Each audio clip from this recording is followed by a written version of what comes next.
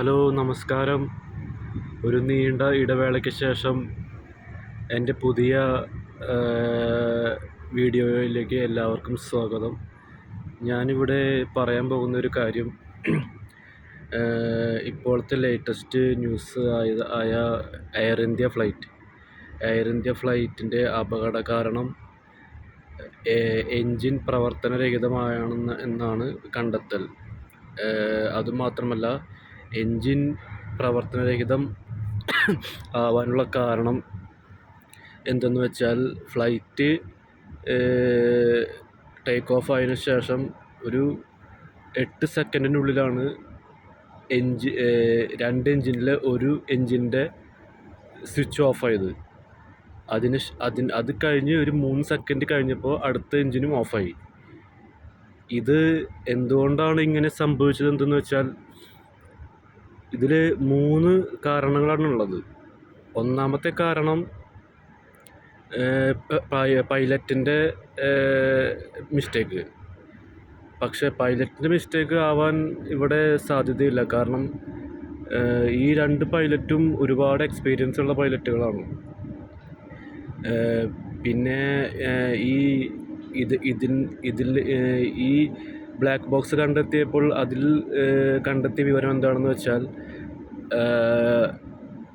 ഇതിൽ ഒരു പൈലറ്റ് മറ്റേ പൈലറ്റിനോട് ചോദിക്കുന്നുണ്ട്, ആരാണ് എൻജിൻ ഓഫ് ചെയ്തതെന്ന്. അപ്പോൾ ആ പൈലറ്റ് പറയുന്നു, ഐ ഡോണ്ട് നോ. അപ്പോൾ ആ പൈലറ്റ് അല്ല എന്നാണ് പറയുന്നത്. അപ്പോൾ ഇത് ഓട്ടോമാറ്റിക്കായിട്ട് ഓഫ് ആവാൻ ഒരു സാധ്യതയുമില്ല. എൻജിൻ കംപ്ലൈൻ്റ് ആണെങ്കിൽ എങ്ങനെയാണ് എൻജിൻ പ്രവർത്തിക്കുക? എൻജിൻ കംപ്ലൈൻ്റ് ആണെങ്കിൽ എൻജിൻ സ്റ്റാർട്ടാവില്ലല്ലോ. സ്റ്റാർട്ടായതിനു ശേഷം എൻജിൻ ഓട്ടോമാറ്റിക്കായിട്ട് ഓഫാവുക എന്ന് വെച്ചാൽ, അവിടെ ആരുടെയൊക്കെയോ ഒരു കണക്ഷൻ ഉണ്ടായിട്ടുണ്ടെന്നാണ് എൻ്റെ ഒരു ബലമായ സംശയം. ഇത് അല്ലെങ്കിൽ മൂന്നാമത്തെ കാര്യം എന്താണെന്ന് വെച്ചാൽ, പൈലറ്റ് ആത്മഹത്യ ശ്രമിച്ചു. പൈലറ്റ് സ്വയം മരിക്കാനായിട്ട് തീരുമാനിച്ചതുകൊണ്ടായിരിക്കാം. അതാണ് മൂന്നാമത്തെ ഒരു ബൈ ചാൻസ്. അവിടെ മേ ബി ആ പൈലറ്റ് ഒരു മെൻ്റലി സ്ട്രോങ് അല്ലായിരിക്കാം.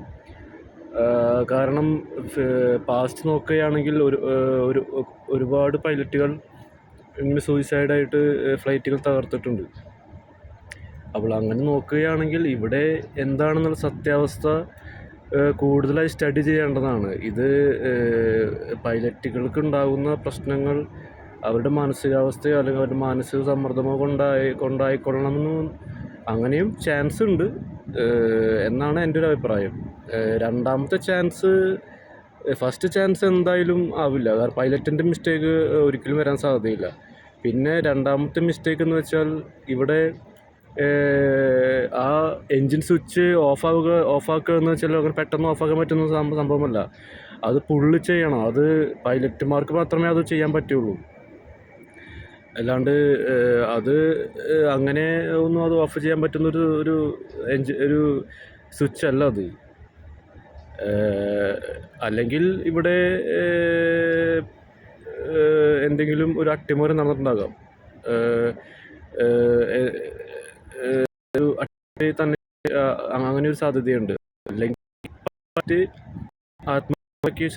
ആത്മഹത്യയും എല്ലാതും കൂടി ഒരുമിച്ച് പ്ലാനിങ്ങിൽ ചെയ്തതായിരിക്കാം. ഇതാണ് മൂന്നാമത്തെ ഒരു ചാൻസ്. ഇത് എൻ്റെ ഒരു അഭിപ്രായമാണ്. ഇനി ഇതിനെ കുറിച്ചിട്ട് കൂടുതൽ വിശകലനം ചെയ്യുകയാണെങ്കിൽ തന്നെ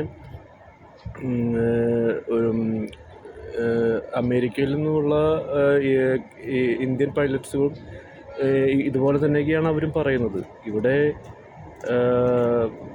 പൈലറ്റുമാർക്ക് ശരിയായിട്ടുള്ള ട്രെയിനിങ്ങും അതുപോലെ മാനസികമായിട്ടുള്ള ട്രെയിനിങ്ങും കൊടുക്കേണ്ടതാണ്.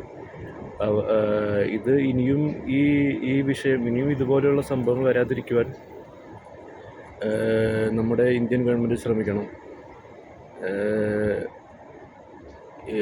ഈ ബോയിങ് പോലെയുള്ള ഫ്ലൈറ്റുകൾ ഒരുപാട് ഡെവലപ്മെൻ്റ് ആയിക്കൊണ്ടിരിക്കുകയാണ്. അപ്പോൾ തന്നെ ഓട്ടോമാറ്റിക്കലി പൈലറ്റ്സുകൾക്കും ആ ഒരു ഡിപ്രഷനും ടെൻഷനും ഇൻക്രീസ് ചെയ്യാനുള്ള സാധ്യത.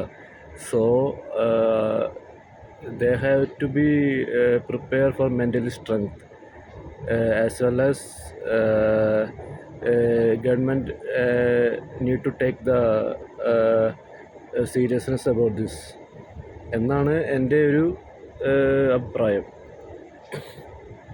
Okay, thank you.